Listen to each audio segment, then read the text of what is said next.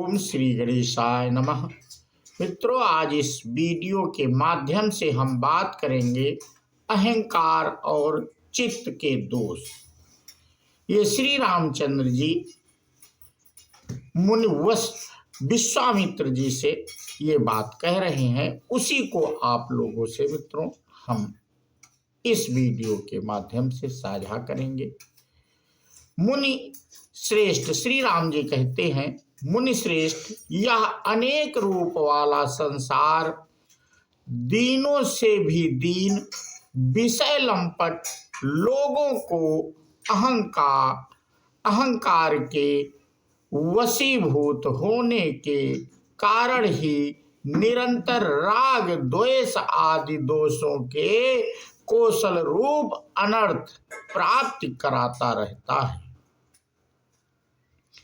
अहंकार के बस में होने से मनुष्य पर आपत्ति आती है, उसे शारीरिक कष्ट भोगने पड़ते हैं। अहंकार ही अनेक दुख मानसिक व्यथाएं होती हैं तथा अहंकार से ही राग अथवा द्वेष्टाएं होती हैं। जैसे बहेलिए के द्वारा मृगों को पकड़ने के लिए बहुत बड़ा जाल बिछाया जाता है, उसी प्रकार अहंकार रूपी दोष के कारण संसार रूपी अंधेरी रात में जीवों के मन को मोहित करने वाली विशाल माया बिछी हुई। अहंकार शांति रूपी चंद्रमा को निगलने के लिए राहु का मुख है। पूर्ण रूपी कमलों का विनाश कराने के लिए हिम रूप वज्र है और सब भूतों में समदर्शता रूपी मेघ का विध्वंस करने के लिए शरद ऋतु है। ऐसे अहंकार का मैं त्याग करता हूँ। ना मैं अमुक नाम वाला हूँ, ना विषयों में मेरी रुचि है और ना मन ही मेरा है।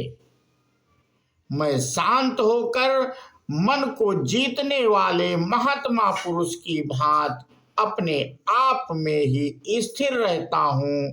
ब्राह्मण यदि अहंकार रहता है तो आपत्ति काल में मुझे दुख होता है, और यदि नहीं रहता है तो मैं निरंतर सुख का अनुभव करता हूँ।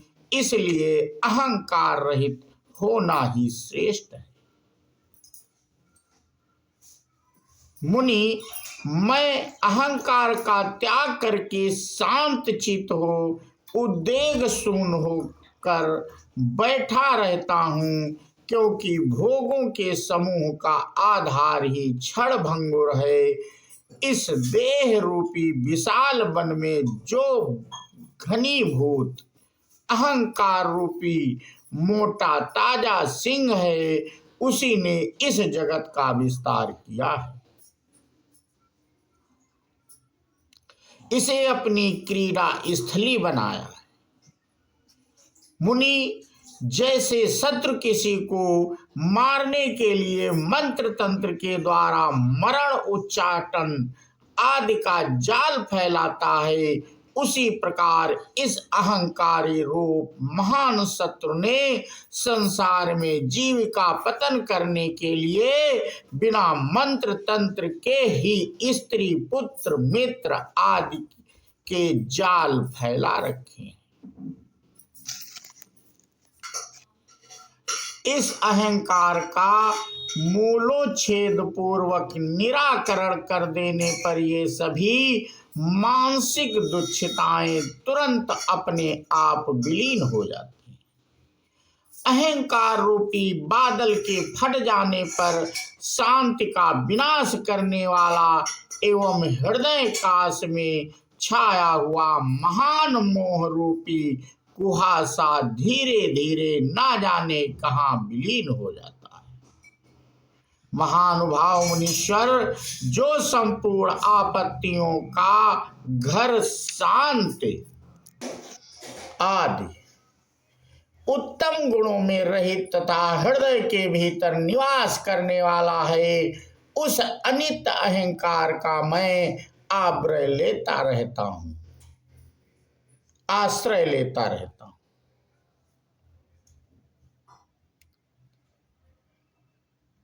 उस अनित्य अहंकार उसके अधीन होना नहीं चाहता। अपने सुदृढ़ विवेक के द्वारा मैं अच्छी तरह समझ गया हूं कि यह अहंकार नामक वस्तु सब ओर से अतिशय दुख रूप ही है। अतः अब मेरे लिए जो कुछ भी कर्तव्य शेष रह गया हो, उसे बताते हुए आप मुझे अध्यात्म विषयक उपदेश दीजिए। श्री रामचंद्र जी ये विश्वामित्र जी से कह रहे हैं, मित्रों, मुनीश्वर मुनि ने कहा, जैसे वायु के, राम जी ही कह रहे हैं मित्रों, मुनीश्वर मुनि से, जैसे वायु के प्रवाह में पड़कर मोर पंख का अग्रभाग वेग से हिलता रहता है, उसी प्रकार यह चंचल चित्त भी अत्यंत व्यग्र होकर व्यर्थ ही इधर उधर दौड़ता रहता है। जैसे कुत्ता अपना पेट भरने के लिए व्याकुल हो गांव में दूर से दूर तक के घरों या स्थानों का चक्कर लगाया करता है, वही दशा इस चंचल मन की है। इसे कहीं भी कोई अनुकूल वस्तु नहीं प्राप्त होती, इसलिए यह दीन बना रहता है। यदि इसे कभी विशाल धन का भंडार प्राप्त हो जाए तो भी यह भीतर से तृप्त नहीं होता। जैसे बांस या बेत की बनी हुई पिटारी कभी जल से नहीं भरती, उसी प्रकार धन से मनुष्य का जी नहीं भरता। मुने जैसे अपने झुंड से बिछुड़कर जाल में जाकर हुए मृग को कभी सुख नहीं मिलता, उसी प्रकार समस्त साधनों से शून्य एवं सत्संग रहित मन सदा वासनाओं के जाल में जकड़ा रहता है, इसलिए उसे कभी सुख और संतोष नहीं होता।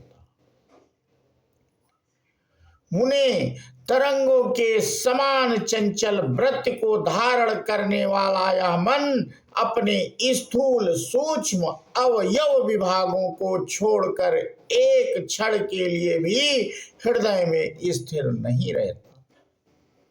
विषयों के चिंतन से क्षोभ को प्राप्त हुआ यह मन मंदरांचल के आघात से उछलती हुई श्री सागर की दुग्ध सिके समान दसों दिशाओं में दौड़ता या भटकता फिर किंतु कहीं भी शांति नहीं पाता।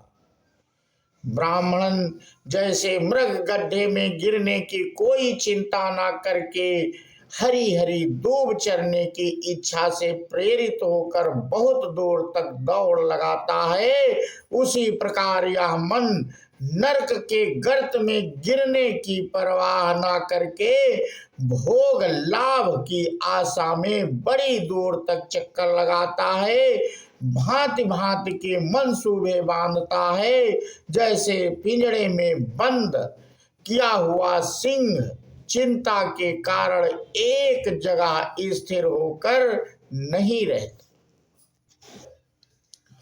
उसी तरह नाना प्रकार की चिंताओं से अत्यंत चपल हुआ मन अपनी चंचल वृत्ति के कारण कहीं स्थिर नहीं रह पाता। जैसे हंस जल से दूध को निकाल लेता है, वैसे ही मोह रूपी रथ पर आरूढ़ हुआ यह मन भी इस शरीर से उद्वेग शून्य समता के सुख का अपहरण कर लेता है। ब्राह्मणन मन रूपी ग्रह अग्नि में भी अधिक उष्ण है, उसके ऊपर चढ़ना पर्वत पर चढ़ने से भी अधिक कठिन है तथा वह वज्र से भी बढ़कर कठोर है।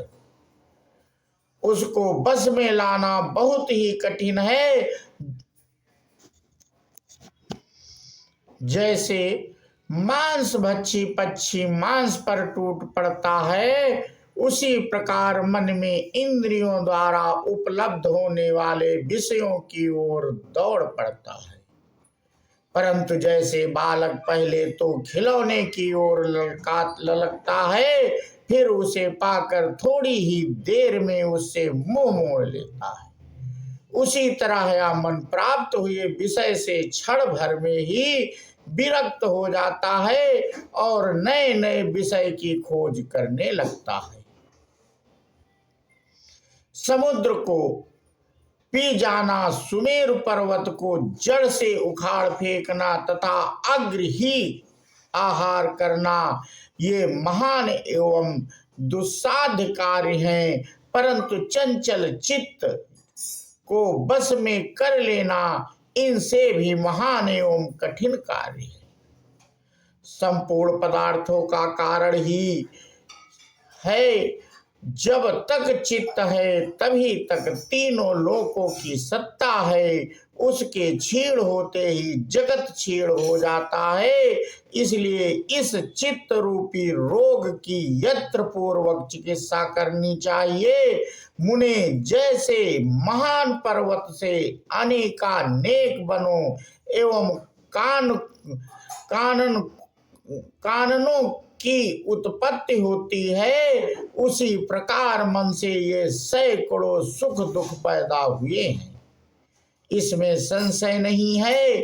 अध्यात्म विषयक विवेक से जब यह मन दुर्लभ हो जाता है, तब ये सारे सुख दुख निश्चय ही पूर्ण रूप से गल जाते हैं, ऐसा मेरा विश्वास है।